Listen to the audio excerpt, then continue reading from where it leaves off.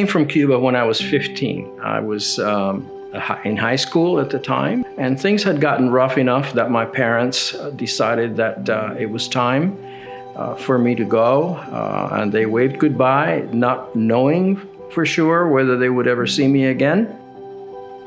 The refugee center gave me a one-way ticket to New Orleans, and my cousin and her husband were kind enough and charitable enough to take me in. At that time, I did cry, and I was sad that I was leaving my parents, but at the same time, I was elated that I was going to have a new life in a new place where I was going to be free. We were married 54 years ago. We were very young, in our teens. I was just turned 19. Jerry was 19 as well. And we have 2 children. My job took me all over the United States and places in Europe. After 5 or 6 different locations, then we ended up in South Florida and visited so many churches. We found that Coral Ridge was really the one that somehow hit the sweet spot with us. We loved, first of all, the fact that it is a gospel-based church. We've settled into Coral Ridge, and I've made lots of friends there. People I dearly love that I've met through Bible study or through women's retreats. Dr. Kennedy spoke about going out into the world and taking the good news to throughout the entire world. When I was looking at retirement, I prayed a lot about how God could use me, how I could serve. Now that I was going to have time and means, I spent a lot of time asking him, what would you like me to do? How can I serve you?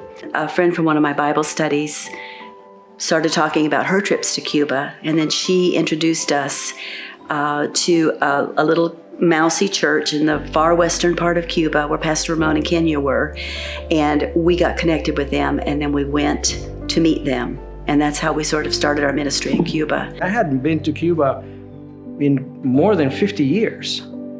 I hadn't been back. I hadn't even desired to go back.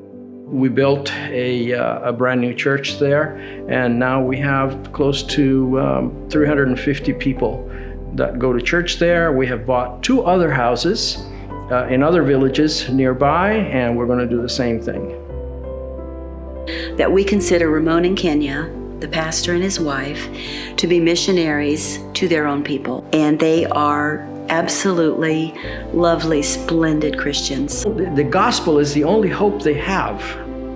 They have absolutely given up on the government. They've given up on everything. They live day to day, but the church gives them relationships, and it gives them hope for the future, and they can look to the future with joy.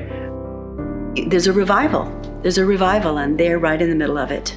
And we're so happy that the people at Coral Ridge have embraced this Cuban mission field. We're here in the center of Havana, Cuba. Just a few years ago, Coral Ridge Presbyterian Church partnered with a church right here in Cuba to bring the gospel of Jesus Christ. What it has done for us is changed our lives. It has given us a purpose that we never would have expected, especially late in our lives. But it's a fulfillment that is such a gift. Absolutely no anticipation of how I was going to fall in love with these people. They call me Abuela, which is very endearing to me, and Pastor Ramon calls Jerry Papa. We get far more out of this ministry in Cuba than the Cubans do, believe me. It is very much a gift of God to us to have the honor and the privilege of being involved in this ministry. God made it so clear that this is what He wanted us to do. This is what He had for us.